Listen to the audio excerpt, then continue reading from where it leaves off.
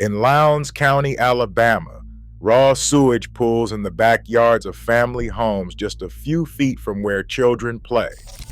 In Jackson, Mississippi, brown water pours from kitchen faucets in a city of 180,000 people.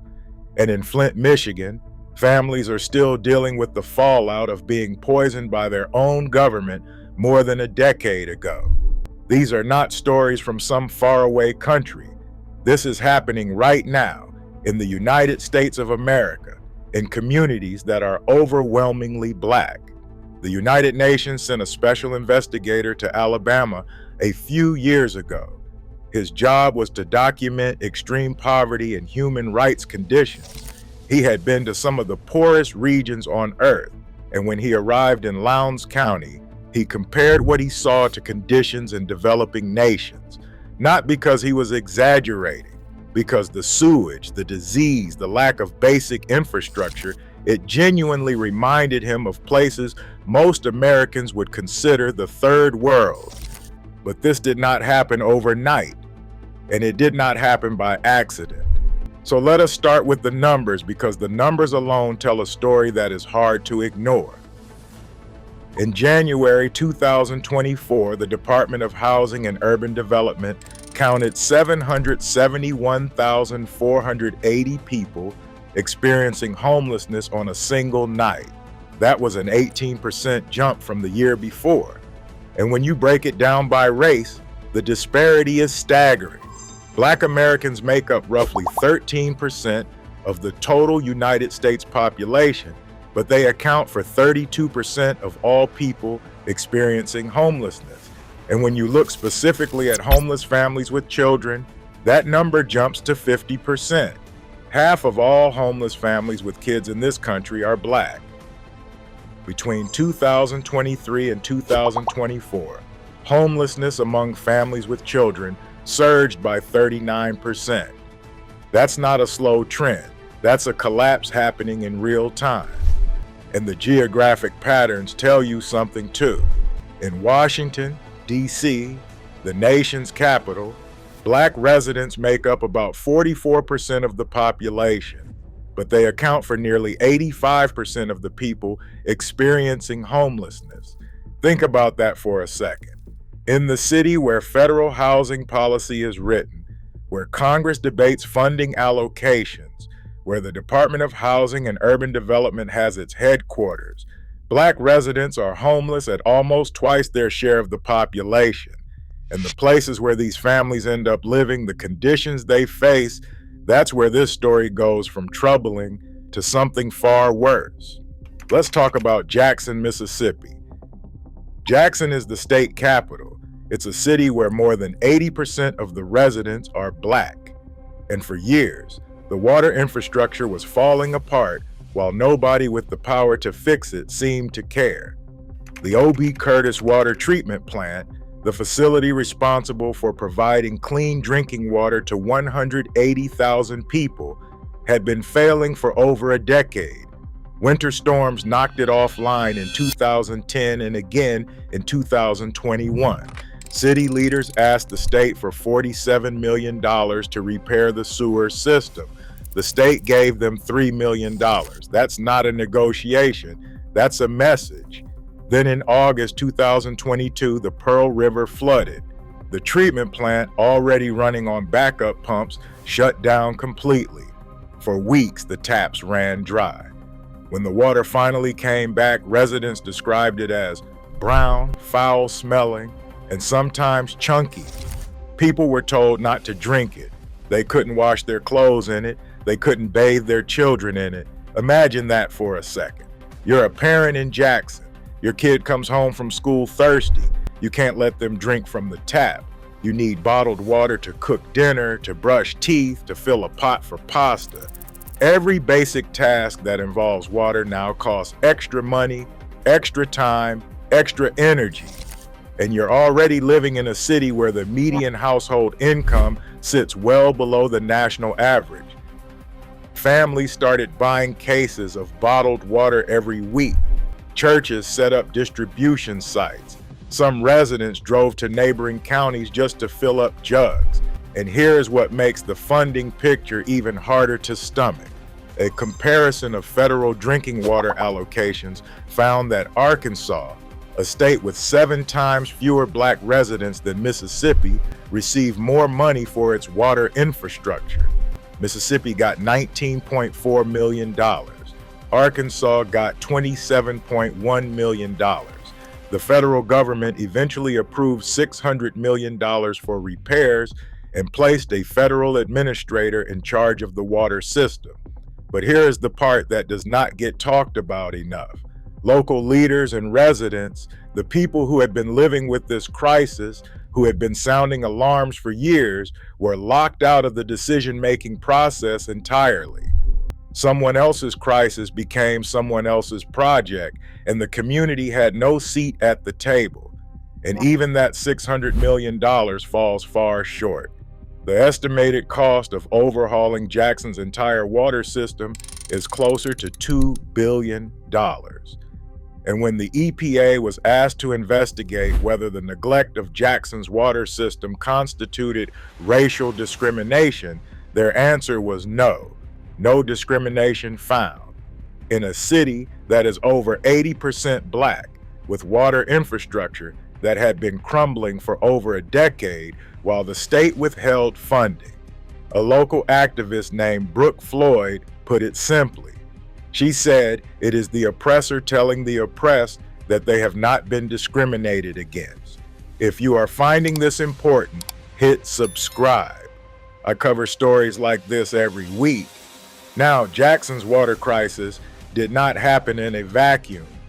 About 700 miles north, another majority Black city had already been through something even more devastating. In April 2014, the city of Flint, Michigan switched its water supply from Detroit's Lake Huron system to the local Flint River. The decision was made by a state-appointed emergency manager, not by the people of Flint themselves, and it was made to save money. The problem was that the Flint River water was more corrosive than Lake Huron water. Without proper treatment, it ate away at the protective lining inside the city's aging lead pipes. Lead started leaching directly into the drinking water of roughly 100,000 people. Almost immediately, residents noticed changes. The water looked wrong. It smelled wrong. It tasted wrong.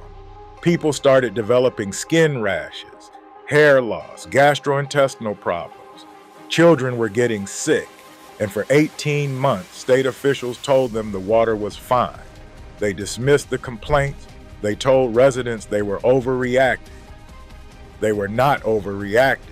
Between 6,000 and 12,000 children were exposed to dangerous levels of lead. Lead does not leave the body easily. It accumulates. In children, it causes cognitive delays, behavioral problems, and permanent developmental damage. Researchers at Yale later found that babies born to mothers exposed to the contaminated water had significantly lower birth weights, with the impact falling disproportionately on Black newborns. The contaminated water also fueled an outbreak of Legionnaire's disease, a severe form of pneumonia caused by bacteria that thrived in the corroded pipes. 12 people died. The Michigan Civil Rights Commission investigated and concluded that the government's response was a result of systemic racism. The city of Flint is roughly 54% Black. About a third of its residents live below the poverty line. A $626 million settlement was eventually reached, but as of mid-2025, many victims were still waiting to receive their share.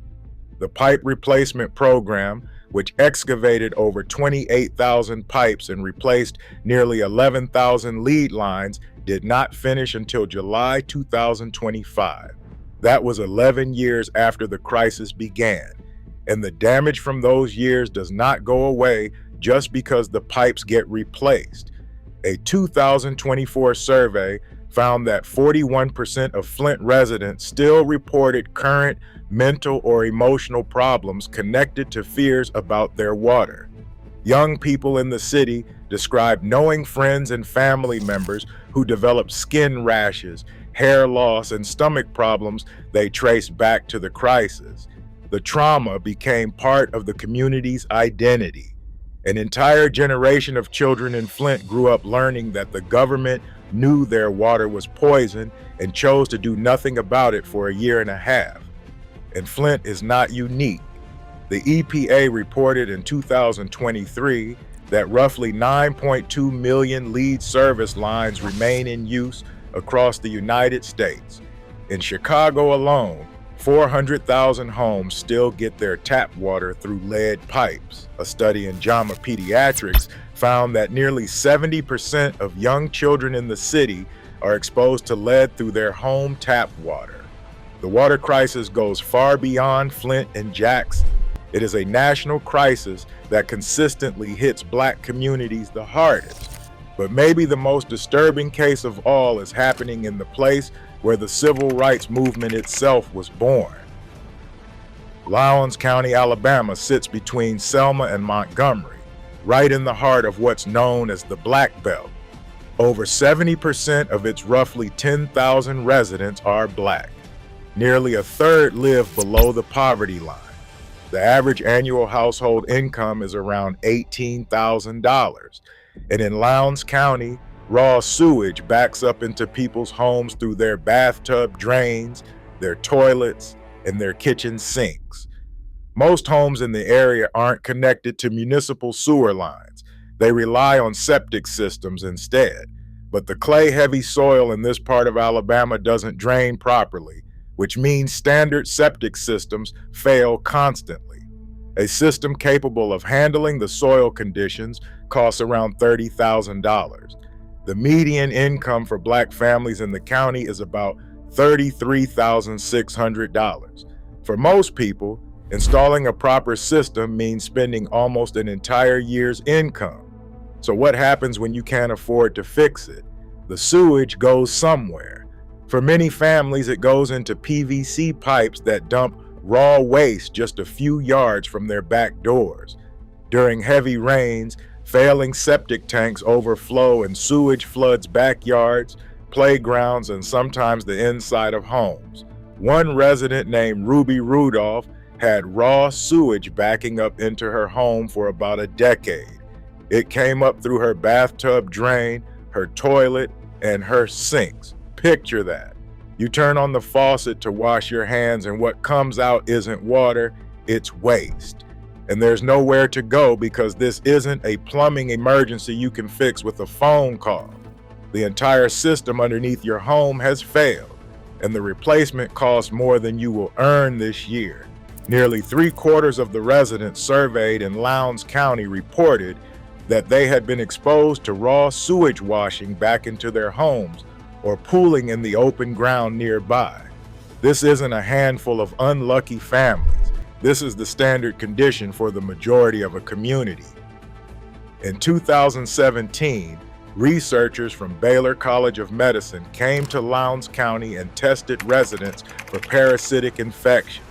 What they found shocked the medical community. More than a third of the people tested, 34%, came back positive for hookworm. Hookworm is a blood-sucking intestinal parasite typically associated with tropical developing countries in Southeast Asia and Latin America. It was thought to have been eradicated from the United States decades ago. In children, it causes anemia, cognitive delays, and stunted growth. One of the researchers said it was shocking that these infections of poverty still exist in the United States.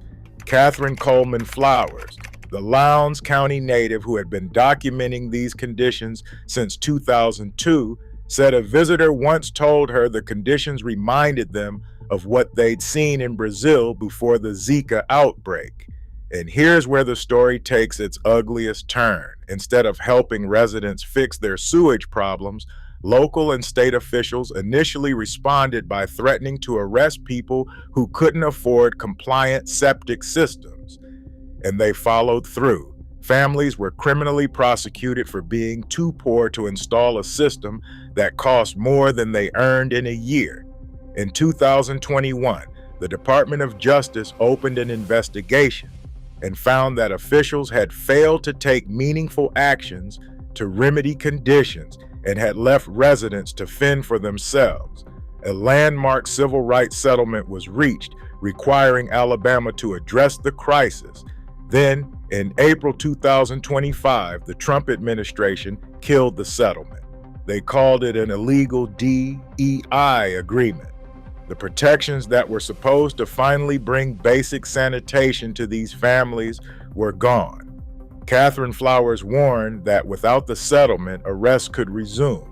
The state health department said it would continue working with residents as long as funding was available. But that funding is now in question too. And that brings us to healthcare, because when your water makes you sick and your sewage gives you parasites, the next question is obvious. Where do you go for help? For many Black families in the rural South, the answer is nowhere. Between 2005 and 2023, at least 146 rural hospitals across the country either closed or stopped offering inpatient services. 34 of those were in the Deep South, and as of early 2025, another 768 rural hospitals were at risk of closing, with 315 of them facing imminent shutdown. In Alabama, 82% of rural hospitals are operating at a financial loss. Lawrence Medical Center in Moulton, Alabama closed its emergency department in May 2025, leaving the entire county without an emergency room. The hospital cited the number of uninsured patients as a key reason. Only 41% of rural hospitals in the country still offer labor and delivery services. Since 2020, 116 rural labor and delivery units have shut down. In states across the Deep South, less than a third of rural hospitals still deliver babies. For a pregnant woman in Lowndes County, the nearest hospital with a labor and delivery unit could be an hour's drive or more. The county has one physician for every 9,641 residents. Think about what that actually means in practice. A woman goes into labor at 2 in the morning. The closest delivery room is 60 miles away on rural 2-lane roads. If something goes wrong during the drive, if there is a complication, if the baby comes too fast, there is no backup plan. There is no ambulance station around the corner. There is no urgent care clinic down the street. There is nothing, and it's getting worse. The counties that lose their hospitals also tend to have higher unemployment, lower incomes, and greater income inequality. Only 10% of doctors in America practice in rural areas, even though roughly 20% of the population lives there. The math doesn't work, and in the Deep South, where Black residents are disproportionately concentrated in these underserved rural communities, the consequences fall hardest on the families who are already the most vulnerable. Black Americans are 25% more likely to be uninsured than white Americans. They experience avoidable or premature deaths at 2 to 3 times the rate of any other racial group. Black patients receive lower quality care than white patients on 52% of all quality measures tracked by the federal government. Black Mississippians have the highest death rates from heart disease, high blood pressure, stroke, and diabetes in the state. And when Congress passed its 2025 budget reconciliation bill, it cut more than $1 trillion from healthcare programs, including Medicaid, which the Congressional Budget Office projected could cause millions of low-income Americans to lose their coverage entirely. And then there is maternal mortality, which might be the starkest number of all. Black women in America are nearly 3 times more likely to die from pregnancy-related complications than white women, even when you control for education and income, even when you compare Black women with college degrees to white women without them. The disparity persists. In Georgia, which has the second highest maternal mortality rate in the country, Black women in rural areas die at double the rate of rural white women and 30% higher than Black women in cities. More than a third of all U.S. counties are classified as maternity care deserts, places with no obstetric hospitals or birth centers at all. And every single one of those counties is rural. In South Carolina, a state analysis found that nearly 90% of pregnancy-related deaths in 2021 could have been prevented with better and more accessible health care. So let's step back for a moment and look at the full picture, because these are not separate stories. They are the same story playing out in different zip codes. In Jackson, the state withheld funding from a majority Black city until the water system collapsed. In Flint, a state-appointed manager switched the water supply to save money, and then officials spent 18 months telling residents nothing was wrong. In Lowndes County, families were arrested for not being able to afford septic systems while the state did nothing to help. Across the rural South, hospitals are closing in the communities that need them most, while federal health care funding gets slashed. These conditions did not emerge from nowhere. They grew out of decades of redlining that locked Black families out of home ownership and wealth building, out of white flight that drained the tax bases of majority Black cities, out of deliberate disinvestment in infrastructure that served Black communities, out of states refusing to expand Medicaid, out of political decisions made over and over again to treat certain communities as disposable. An estimated 1.4 to 1.7 million Americans do not have access to a toilet, a tub, a shower, or running water. In the wealthiest nation in the history of the world, the question is not how this happened. The mechanisms are well documented. The question is why. After all the investigations, all the settlements, all the reports, the conditions persist. Why the fixes keep getting delayed, defunded, or reversed entirely. Because the families in Lowndes County, in Jackson, and Flint, in rural communities across the Deep South, they are not asking for anything extraordinary. They are asking for clean water, working sewage, a hospital they can reach when their child gets sick, the bare minimum of what it means to live in a functioning society. And right now, in the richest country on earth, millions of them still do not have it. If this video opened your eyes to something you didn't know about, subscribe. There are more stories like this one, and they deserve to be told. Click the video on screen now.